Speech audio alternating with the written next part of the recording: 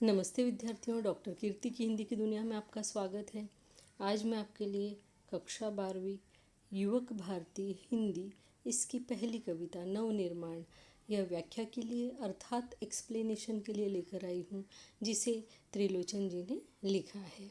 हम कविता की व्याख्या देखने के पहले, उसके अर्थ को समझने के पहले थोड़ा कवि के बारे में समझ लेते हैं, क्योंकि जब हम किसी कवि की रचना को पढ़ते हैं, उसकी कविता को पढ़ते हैं, तो अगर हम उसके बैकग्राउंड को जान लें कि वो किस जगह से संबंधित व्यक्ति है, किस जगह उसका जन्म हुआ है, कहाँ वह पला बड़ा है, तो हमको उसकी कविताओं को समझने में ज़्यादा आसानी हो जाती है। क्योंकि कवि की कविता में शब्द उसी स्थान के, उसी जगह के आसपास के होते हैं जहाँ वह रहा हुआ होता है, जहाँ उसका पालन पोषण होता है। तो आइए हम इसको देख लेते हैं, इनके परिचय को। तो कवि परिचय: त्रिलोचन जी का जन्म 20 अगस्त 1917 को उत्तर प्रदेश के सुल्तानपुर जिले के कटघरा चिरानी पट्टी में हुआ। आपका वास्तविक नाम वासुदेव सिंह है, यानी इनका जो वास्तविक नाम है वो वासुदेव सिंह है, लेकिन कविता लिखने के लिए इन्होंने उपनाम जो है त्रिलोचन रख लिया। त्रिलोचन का अर्थ है 3 आँखों वाले, है ना। शंकर भगवान को भी त्रिलोचन कहा जाता है। आप हिंदी के अतिरिक्त अरबी और फारसी भाषाओं के निष्णात ज्ञाता माने जाते हैं, यानी इन्हें इन भाषाओं का भी ज्ञान प्राप्त था। पत्रकारिता के क्षेत्र में भी आप सक्रिय रहे। आपने काव्य में प्रयोग धर्मिता का समर्थन किया, यानी कविताएं लिखने के लिए इन्होंने नए नए तरीके अपनाए और नव सृजन करने वालों के लिए वे प्रेरणा स्रोत बने रहे। आपका साहित्य भारत के ग्राम समाज के उस वर्ग को संबोधित करता है जो वर्षों से दबा और कुचला हुआ है, यानी ऐसे लोग जो दलित वर्ग के, जिनको दबा कर रखा जाता है, समाज का शोषित वर्ग जो होता है, उनके बारे में इन्होंने अपनी कविताओं में उनको संबोधित किया हुआ है। आपकी साहित्यिक भाषा लोक भाषा से अनुप्राणित है, यानी इनकी कविताओं में हमें उस स्थान की भाषा के शब्द मिलते हैं। सहज, सरल तथा मुहावरों से परिपूर्ण भाषा आपके साहित्य को लोकमानस तक पहुंचाकर जीवंतता भी प्रदान करती है, यानी इनकी जो सहज और सरल भाषा है, इसके कारण जो है इनका साहित्य एकदम जीवंत बन जाता है और घर घर तक हर एक व्यक्ति को समझ में आता है। आपका निधन 2007 में हुआ। प्रमुख कृतियाँ इनकी रही धरती, दिगंत, गुलाब और बुलबुल, उस जनपद का कवि हूँ, सबका अपना आकाश, ये इनके कविता संग्रह हैं, जबकि देशकाल ये इनका कहानी संग्रह है, और दैनंदिनी ये इनका डायरी है। दैनंदिनी डायरी को हिंदी में दैनंदिनी बोला जाता है। विधा का परिचय हम देखते हैं कि चतुष्पदी 4 वर्णों वाला छंद होता है, यानी ये जो कविता है ये चतुष्पदी में लिखी गई है, जिसमें 4 लाइनें होती है, ये आप कह सकते हैं 4 लाइनें हैं, इसलिए 4 चरण बोला गया है इसको। तो चतुष्पदी 4 चरणों वाला छंद होता है।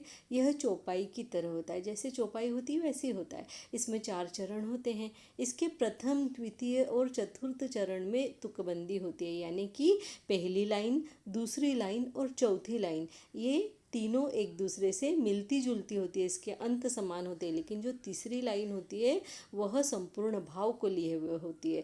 भाव और विचार की दृष्टि से प्रत्येक चतुष्पदी अपने आप में पूर्ण होती है। पाठ का परिचय अर्थात इस कविता का परिचय देख लेते हैं।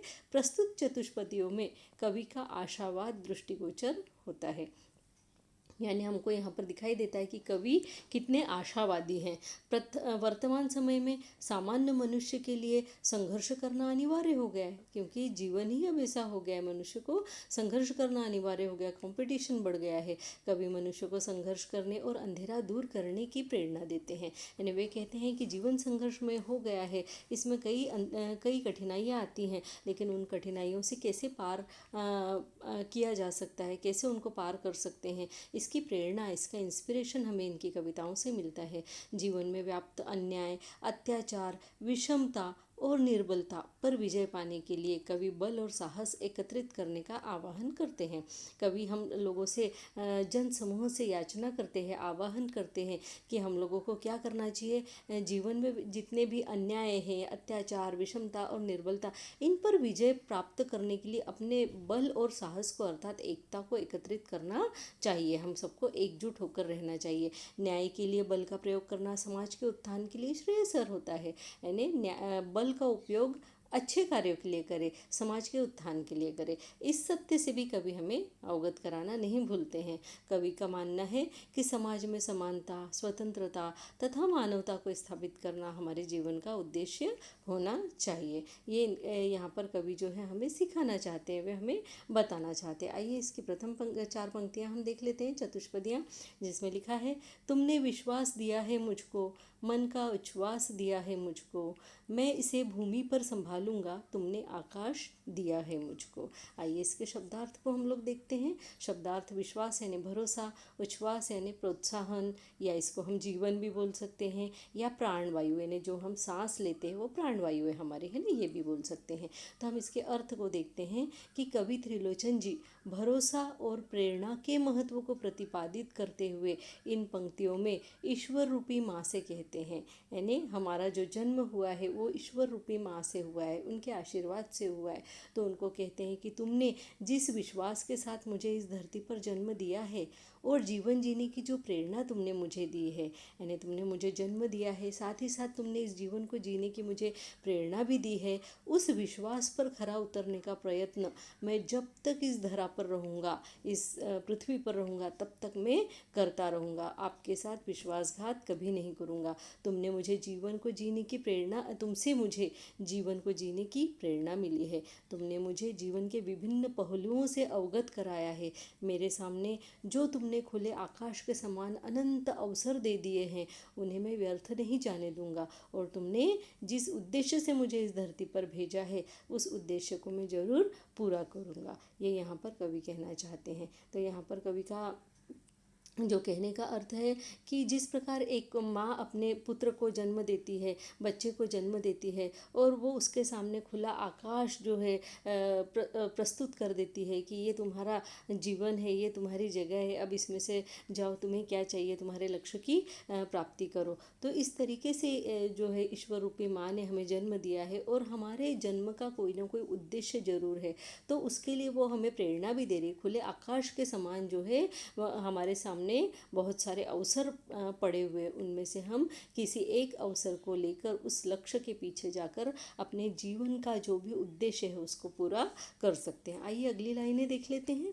अगली लाइनें इस तरीके से, सूत्र यह तोड़ नहीं सकते हैं, तोड़कर जोड़ नहीं सकते हैं, व्योम में जाएं कहीं भी उड़ जाएं, भूमि को छोड़ नहीं सकते हैं। आइए इसके अर्थ को देख लेते हैं। सबसे पहले हम शब्दार्थ देखते हैं। सूत्र यानी नियम या धागा, व्योम यानी आकाश। यहाँ पर अर्थ होता है कि कवि मनुष्य के जीवन में रिश्तों के महत्व को बताते हुए कहते हैं, यानी इन लाइनों में उन्होंने जीवन में रिश्तों के महत्व को बताया है। वे कहते हैं कि इस धरा पर जन्म लेने के बाद, अर्थात इस ज़मीन पर, इस पृथ्वी पर जन्म लेने के बाद मनुष्य चाहे जितनी ऊंचाइयों को अपने जीवन में प्राप्त कर ले, चाहे आकाश को ही क्यों न छू ले, पर धरती से अपना रिश्ता वह किसी भी हाल में नहीं तोड़ सकता है। क्योंकि यहाँ पर कवि बोल रहे हैं कि मनुष्य को हर हाल में अपने पांव जमीन पर रखने की प्रेरणा देते हुए वे कहते हैं कि चाहे जितना ऊपर उड़ लो, अंत में धरती पर ही आना होगा। यहाँ पर कहने का मतलब ये भी है कि एक माँ जो होती है, जब एक बच्चे को जन्म देती है, वो बच्चा जीवन में चाहे जितनी ऊंचाइयों को प्राप्त कर ले, लेकिन कभी अपनी माँ को नहीं भूल सकता है ना। वो पलट कर जब आएगा थकने हारने के बाद में, वो अपनी माँ के पास ही आएगा। जब वो उड़ उड़ कर ऊंचाइयों पर जाकर चढ़कर थक जाएगा, तब वह अंत में उस अपनी थकान दूर करने के लिए अपनी माँ के पास ही आएगा। तो वो कहते हैं हम धरती से अपने रिश्ते को नहीं तोड़ सकते, क्योंकि चाहे जितना ऊपर उड़ ले, अंत में धरती पर ही आना है। रिश्तों के टूटने का परिणाम बताते हुए वे अगली पंक्तियों में लिखते हैं कि टूटे हुए रिश्ते फिर से पूर्ववत नहीं हो सकते हैं। टूटा हुआ धागा जोड़ने पर जैसे उसमें गांठ पड़ जाती है और वह सदैव आंखों को खटकती रहती है, वैसे ही मनुष्य के रिश्ते भी होते हैं। अगर वे एक बार टूट जाए तो वे सदैव आंखों को खटकते रहते हैं, उनमें वो पहले जैसी मधुरता मिठास नहीं आ पाती है। आगे वे उड़ान की सीमा को भी बताते हैं, और वे बताते हुए कहते हैं कि सृष्टि का तो नियम ही है, आकाश की ऊंचाइयां नापने के बाद, वहाँ मन भर के उड़ने के बाद पंछी भी जमीन पर लौट आते हैं। अर्थात धरती से अपना रिश्ता हम किसी भी कीमत पर नहीं तोड़ सकते, है ना। यहाँ पर ये हमको बताना चाहते हैं कवि। अगली पंक्तियाँ देख लेते हैं। सत्य है राह में अंधेरा है, रोक देने के लिए घेरा है, काम भी और तुम क्या करोगे, काम भी और तुम करोगे क्या, बढ़ चलो सामने अंधेरा है। आइए इनके शब्दार्थ को हम देख लेते हैं। सत्य यानी सही, और अंधेरा यानी यहाँ पे अंधेरा का मतलब है कठिनाइयाँ, परेशानियाँ, रुकावटें, समस्याएं जो भी है वो। तो यहाँ पर कवि हमसे बोलते हैं, कवि ने इन पंक्तियों में जीवन में आने वाले संघर्षों का सामना करने की प्रेरणा दी है। यानी आप जीवन में आने वाले जितने भी संघर्ष है उनका सामना किस तरीके से कर सकते हैं, उसका इंस्पिरेशन हमें इन पंक्तियों में मिलता है। वे कहते हैं कि हमारे लक्ष्य की प्राप्ति की राह में कई कठिनाइयाँ आएंगी, कई रुकावटें आएंगी, कई समस्याएं आएंगी, कई तरीके की हर्डल्स आएंगी। तो ये कठिनाई रूपी जो अंधेरे हैं हमें लक्ष्य तक पहुंचाने से रोकने के लिए ही हमारे रास्ते में आए हैं, और उनका तो काम ही है हमें रोकना, क्योंकि अब तुम्हारे पास लक्ष्य प्राप्ति के अलावा और कोई काम बचा नहीं है। इसलिए इन व्यर्थ की बातों से परेशान होकर, डर कर मत रुको, बल्कि उस अंधेरे को चीरकर आगे बढ़ते चले जाओ, क्योंकि हर अंधेरे के बाद उजाला आता है, और अंधेरे के दूसरे छोर पर प्रकाश रूपी सफलता तुम्हारी प्रतीक्षा कर रही है, तुम्हारा इंतज़ार कर रही है। उस सफलता को गले लगाने के लिए इन अंधेरों का डटकर सामना करना है और सफलता को प्राप्त करना है। अगली लाइनें हम लोग देख लेते हैं। बल नहीं होता सताने के लिए, वह है पीड़ित को बचाने के लिए। बल मिला है तो बल बनो सबके, उठ पड़ो न्याय दिलाने के लिए। आइए इसके शब्दार्थ को देख लेते हैं। बल यानी शक्ति, सताना यानी परेशान करना, पीड़ित यानी दुखी, न्याय दिलाना यानी सही या गलत का फैसला करना। अर्थ देखते हैं। कवि यहाँ बल के वास्तविक महत्व को बताते हुए कहते हैं कि हम यदि शक्तिशाली है, यानी हमारे पास किसी भी प्रकार की शक्ति है, चाहे वो धन दौलत की हो, चाहे वो पदवी की हो, चाहे वो पद प्रतिष्ठा की हो, जो भी है ना, हमारे पास जो भी शक्ति है, यदि हम शक्तिशाली है तो हमें उसका प्रयोग किसी निरीह, दुखी या कमज़ोर व्यक्ति को सताने के लिए नहीं करना चाहिए, बल्कि हमें उन कमज़ोर लोगों की शक्ति बनकर उनके ऊपर हुए अन्याय को न्याय में बदलने के लिए अपनी शक्ति का उपयोग करना चाहिए, यानी अपनी शक्ति का सदुपयोग करना चाहिए। कवि यहाँ कहते हैं कि शक्तिशाली लोगों को अपने समान दूसरे शक्तिशाली लोगों के साथ नहीं, बल्कि कमज़ोर लोगों के साथ खड़े होना चाहिए और उन्हें न्याय दिलाने के लिए चल पड़ना चाहिए। क्योंकि अक्सर हमने देखा है कि जब व्यक्ति के पास में पैसा, धन दौलत, नाम, प्रतिष्ठा सब आ जाती है, तो ऐसे समय में व्यक्ति क्या करता है कि अपने ही समान दूसरे शक्तिशाली लोगों के साथ में खड़ा हो जाता है। तब उसे गरीब, कमज़ोर लोगों के साथ में खड़े होने में शर्म आती है। तो यहाँ पे कवि ये कहना चाहते हैं कि अगर आप शक्तिशाली भी बन जाओ तो फिर आपका कोई फ़ायदा नहीं है अगर आप अपने ही जैसे शक्तिशाली लोगों के साथ में रहे और उन्हीं के साथ में अपना समय व्यतीत करें, बल्कि आपका महत्व तो तब है जब आप शक्तिशाली बनने के बाद में उसके बाद भी कमज़ोरों का साथ नहीं छोड़ेंगे, उनके साथ खड़े हो जाएंगे और उनको न्याय दिलाने के लिए चल पड़ेंगे, किसी आगे पीछे नहीं देखेंगे और उनके सदैव साथ में रहेंगे। आइए अगली पंक्तियों को देख लेते हैं। जिसको मंजिल का पता रहता है, पथ के संकट को वही सहता है, एक दिन सिद्धि के शिखर पर बैठ अपना इतिहास वही कहता है। आइए अर्थ को देख लेते हैं। पहले शब्दार्थ देखते हैं। पथ यानी रास्ता और मंजिल यानी लक्ष्य, अपना जो राह होती है, उसकी जो मंजिल होती है, जो लक्ष्य प्राप्त करना है वो। तो यहाँ त्रिलोचन जी कहते हैं कि जिसका लक्ष्य पहले से ही निश्चित होता है, यानी यहाँ वो कहते हैं कि हमारा लक्ष्य मजबूत होना चाहिए, हमें पता होना चाहिए कि हमें जीवन में क्या चाहिए, क्या नहीं चाहिए, है ना। तो वे कहते हैं कि जिसका लक्ष्य पहले से ही निश्चित होता है, वह उसकी मंजिल को प्राप्त करने की राह पर निकल पड़ता है ना। जब वह अपनी मंजिल को प्राप्त करने के रास्ते पर निकल पड़ता है तो उसे ये बात पहले से ही पता होती है कि उसके राह में कई तरह की कठिनाइयाँ और रुकावटें आने ही वाली है, और इसीलिए उनको सहने और उनका सामना करने के लिए वह पहले से ही तैयार रहता है। वह सभी संकटों को पार करते हुए अपने लक्ष्य को प्राप्त कर ही लेता है और सफलता के उच्च शिखर पर पहुंचकर वह अपना इतिहास रचता है, जो आगे आने वाली पीढ़ियों को निरंतर इतिहास बनकर प्रेरणा देता रहता है। यानी व्यक्ति जब ऊंचाइयों पर चढ़कर अपना इतिहास स्वयं लिखता है, तब उसके जाने के बाद जो आगे की पीढ़ियां हैं वो उसको इतिहास के रूप में याद रखती है और उससे प्रेरणा लेती है ना। ये यहाँ पर कवि कहना चाह रहे हैं। तो यहाँ पर हम आगे की लाइनें देखते हैं कि प्रीति की राह पर चले चलो, नीति की राह पर चले आओ, वह तुम्हारी ही नहीं सबकी है, गीति की राह पर चले आओ। यहाँ पर पर हम शब्दार्थ को देख लेते हैं। सबसे पहले तो शब्दार्थ इस तरीके से हैं, प्रीति यानी प्रेम, गीति यानी गीत या गान, नीति यानी सदाचार या फिर आचार और व्यवहार। यहाँ अर्थ को देख लेते हैं कि प्रेम की राह पर चलने और अच्छे आचार विचार अपनाने की प्रेरणा देते हुए कवि त्रिलोचन जी यहाँ लोगों को आह्वान करते हैं कि वे कहते हैं, आह्वान करते हुए कि सभी को आपस में मिलजुल कर प्रेम भाव से रहना चाहिए और अच्छे व्यवहार को अपने जीवन का अभिन्न अंग बनाना चाहिए। वे कहते हैं कि प्रेम की राह किसी एक के लिए नहीं होती है, बल्कि वह सभी के लिए एक समान होती है। सब मिलकर प्रीति की राह पर चले, भेदभाव, ऊंच नीच, अपना पराया सब कुछ भूल जाए और सबके साथ में समान व्यवहार करे। प्यार से किसी का भी दिल जीता जा सकता है, यानी प्यार में इतनी ताकत होती है कि उससे किसी का भी दिल जीता जा सकता है। अतः प्रेम की राह पर मिलकर चले और प्रेम के गीत गाकर अपने जीवन को खुशहाल और प्रसन्न बनाए। यह बात त्रिलोचन जी हमें कहने का प्रयत्न करते हुए यहाँ पर दिखाई दे रहे हैं। अगली पंक्तियाँ हम देखते हैं कि साथ निकलेंगे आज नर नारी, लेंगे कांटों का ताज नर नारी, दोनों संगी है और सहचर है, अब रचेंगे समाज नर नारी। आइए देखते हैं शब्दार्थ।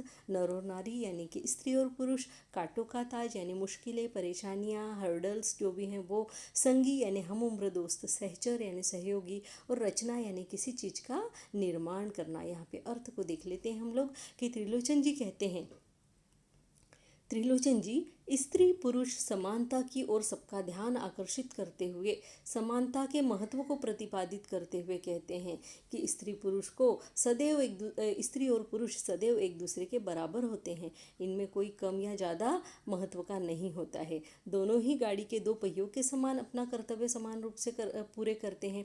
यहाँ देखा ना आपने, माता या पिता, इन दोनों में से कोई कम महत्व का नहीं होता है। एक बच्चे के लिए उसके माता भी उतनी ज़रूरी है और उसके पिता भी उतने ज़रूरी है। उसके जीवन में दोनों का महत्व समान रूप से है ना। तो ये कहते हैं कि जो स्त्री और पुरुष है दोनों ही गाड़ी के दो पहियों के समान अपना कर्तव्य समान रूप से करते चले जाते हैं। एक भी अगर कमज़ोर पड़ जाए तो उसके बिना दूसरे का कोई भी महत्व नहीं रह जाता है, क्योंकि एक पहिए से गाड़ी नहीं चल सकती है ना। कवि आगे कहते हैं कि मिलजुल कर रहने से ही ये दोनों अपने रास्ते में आने वाली कठिनाइयों का हल आसानी से कर सकते हैं। मिलजुल कर काम करेंगे तो रास्ते में जो भी मुश्किलें आएंगी उसको आसानी से पार कर सकते हैं और तभी इनकी ज़िंदगी का सफ़र जो है सुहावना और आनंददायी हो सकता है। अगर एक पहिया बहुत मजबूत हो और एक पंचर हो जाए तो क्या आनंददायी जीवन जी सकते हैं? नहीं। कंधे से कंधा मिलाकर काम करने से दोनों मिलकर एक नए समाज का निर्माण कर सकते हैं। और वो समाज कैसा समाज हो सकता है? जहाँ सबको समान अधिकार प्राप्त हो, चाहे वो स्त्री हो चाहे वो पुरुष हो, सबको समान अधिकार प्राप्त हो। अर्थात स्त्री को समानता का अधिकार दिए बिना नए समाज की स्थापना ही नहीं हो सकती। ये यहाँ पर हमें त्रिलोचन जी बता देना चाह रहे हैं। यहाँ पर हम अंतिम पंक्तियाँ देखते हैं इनकी, कि अंतिम पंक्तियाँ हैं, वर्तमान बोला अतीत अच्छा था, प्राण के पथ का मीत अच्छा था, गीत मेरा भविष्य गाएगा, यूँ तो अतीत का भी गीत अच्छा था। आइए देखते हैं इसके अर्थ को। शब्दार्थ देख लेते हैं। वर्तमान यानी अभी जो समय चल रहा है वह, अतीत यानी जो बीत गया है वह समय, प्राण यानी हमारा जीवन, मीत यानी साथी या मित्र, भविष्य यानी आने वाला कल। यहाँ पे अर्थ को देख लेते हैं। कवि यहाँ हर व्यक्ति के सहज स्वभाव की और उसके मन की बात करते हैं। यानी कवि ने हर व्यक्ति के मन को टटोल लिया है, हर व्यक्ति के स्वभाव की सहजता को, यानी उसको मालूम है कि व्यक्ति का स्वभाव कैसा होता है। उनके उनके सहज स्वभाव का पता करते हुए यहाँ पर कवि हमसे कहते हैं कि यह तो मनुष्य का एक सहज स्वभाव है, प्राकृतिक स्वभाव ही है कि वह बीते हुए समय के कष्टों को एक हद तक भुला देता है। यानी कुछ समय के बाद में मनुष्य उसने पास्ट में जितने भी दुख दर्द और कष्ट उसको मिले हुए होते हैं उसको वो बहुत हद तक भूल जाता है और वर्तमान उसे ज़्यादा कष्टकारी और कठिन लगने लगता है। उसको लगता है वर्तमान में जो अभी हमारे सामने जो भी कठिनाइयाँ आ रही है वो अतीत से कहीं बढ़ के, यानी अतीत की कठिनाइयाँ कम थी और अभी की ज़्यादा है, ऐसा उसको लगने लगता है। और इसीलिए वह सदैव अपने अतीत को अच्छा मानता है ना। क्योंकि आज की कठिनाइयाँ हमें ज़्यादा लगने लगती है, ऐसा लगता है कि नहीं अतीत का समय अच्छा था। और एक बार जो समय बीत जाता है वो हमेशा सबको अच्छा ही लगता है और उसे अतीत के अपने संगी साथी भी बहुत अच्छे लगते हैं, क्योंकि उस अतीत में दोस्तों के पास एक दूसरे के लिए भरपूर समय होता था। क्योंकि जो है जीवन की कोई जिम्मेदारियां उनके ऊपर उस समय आई हुई नहीं होती है, तो एक दूसरे के लिए बहुत समय होता है और इसीलिए हमें उस समय हमारे दोस्त मित्र सहेलियां बहुत अच्छी लगती है। परंतु समय के साथ कई जिम्मेदारियां सिर पर आ जाने के कारण अब वैसा खाली समय ही नहीं होता और इसीलिए मनुष्य कहता है कि आज का समय जो है बड़ा कठिन है और अभी की कठिनाइयाँ ज़्यादा भारी है, जबकि पहले भी कठिनाइयाँ हमारे रास्ते में आई थी, हमारी राह में, हमारे जीवन में आई थी, लेकिन वो कठिनाइयाँ ऐसी नहीं थी, उसको तो हमने बड़े आसानी से पार कर लिया। लेकिन अभी की कठिनाइयाँ ज़रा ज़्यादा कठिन है, ऐसा मनुष्य हमेशा मानता है। तो वो बोलते हैं कि समय के साथ कई जिम्मेदारियाँ आ जाने के कारण अब वैसा खाली समय ही नहीं होता, फिर भी मनुष्य जो है आशावादी होता है और हमेशा अपने जीवन से एक उम्मीद बनाए रखता है, आशा बनाए रखता है कि उसका जो आने वाला कल है वो ज़रूर बहुत अच्छा होगा, जहाँ अपने सभी सपनों को वह पूरा कर पाएगा और खुशहाली भरा जीवन जिएगा। साथ ही साथ वे यह भी कहते हैं कि आने वाला जो समय है उनके गीत गाएगा, अर्थात कवि के गीत गाएगा, अर्थात उनके गुणगान करेगा, या जो लोग आशावादी होते हैं उनके गुणगान करेगा। परंतु फिर भी वे यहाँ पर ये बताना नहीं भूलते, अपने भविष्य की कल्पना में वे अपने अतीत को नहीं भूलते और कहते हैं कि भविष्य भले ही अच्छा हो परंतु वैसे तो उनका अतीत का जीवन संघर्ष भी बहुत अच्छा था। यानी भविष्य चाहे अच्छा होने वाला हो लेकिन यूँ देखा जाए तो अतीत भी अच्छा ही था। इस प्रकार से इस कविता का जो अर्थ है वो हमने देखा। विद्यार्थियों, मुझे पूरी उम्मीद है कि आपको इस कविता का पूरा अर्थ अच्छे से समझ में आ गया होगा। अगर इसमें अगर कोई भी परेशानी अगर आपको हो तो आप मुझे कमेंट बॉक्स में लिखकर पूछ सकते हैं। आपके प्रश्नों के उत्तर त्वरित देने का प्रयत्न मैं करूँगी। मैं अगर आपको ये मेरा एक्सप्लेनेशन अच्छा लगे तो मेरे इस चैनल को लाइक कीजिए, सब्सक्राइब कीजिए, बिना सब्सक्राइब किए आगे मत बढ़िए और हो सके तो अपने मित्रों के साथ में शेयर भी कीजिए, क्योंकि मिल बांट कर पढ़ने से ज्ञान बढ़ता है, कभी भी कम नहीं होता। इस बात को आप सदैव ध्यान में रखिए। अभी कोरोना वायरस के कारण हम लोग घरों में, लॉकडाउन में घर के अंदर बैठे हुए हैं। आपको स्टडी मटेरियल प्रोवाइड करवाती हूँ और आप उसको पढ़कर अपने आप को अपडेट रखिए। इसके आगे भी मैं और जो है वीडियोस आपके 12th क्लास हिंदी के डालती रहूँगी और आप पढ़कर अपने आप को अपडेट करके रखिए। इसी के साथ में धन्यवाद, नमस्ते।